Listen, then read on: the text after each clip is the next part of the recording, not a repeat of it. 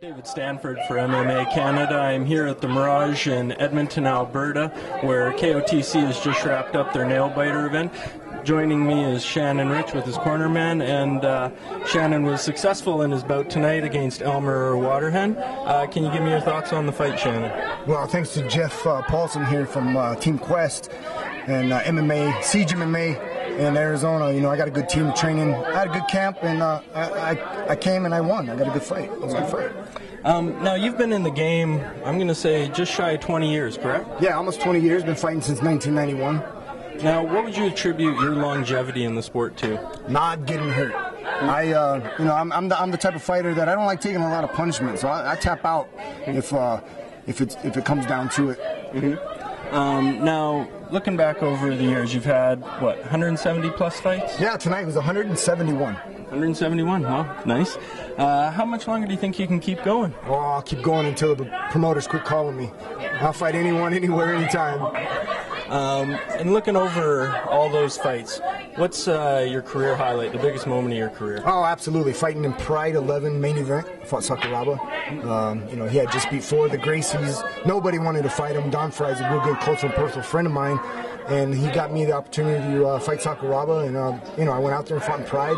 Ended up getting 3 Pride fights out of it. Then I got 2 fights out of K1 and got to fight in Pancras. So, it led to bigger and better things. But fighting Sakuraba, absolutely the biggest fight of my life.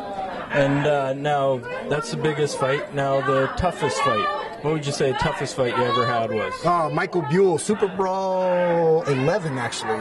Yep, Super Brawl 11. It was in El Paso, Texas.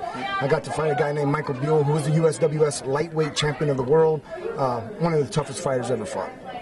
And what was it about that fight that made it so tough as compared to the 170 others? Well, him and I just stood in the ring and went toe to toe, and I'm usually not like that, but that fight I was young. I was like a horse that was unbroken, and he kind of tamed me that night. I won the fight, but I think he broke me. Right. So, like when you break a horse, you take away his spirit. We banged, and that was probably the most intense fight I ever had. Now, I know you keep quite busy outside of your fighting career. Can you tell us a little bit about some of the things you've been involved with recently? Oh, man, I love doing everything. I'm an avid Scrabble player. I love Scrabble. No, I do. I've done some acting. I did a CSI Las Vegas, and then I did an episode on a TV show called Numbers. I got to play an FBI agent. A while back, I did Walker, Texas Ranger. That was a few years ago, but I got the acting bug, and I wanted to keep acting.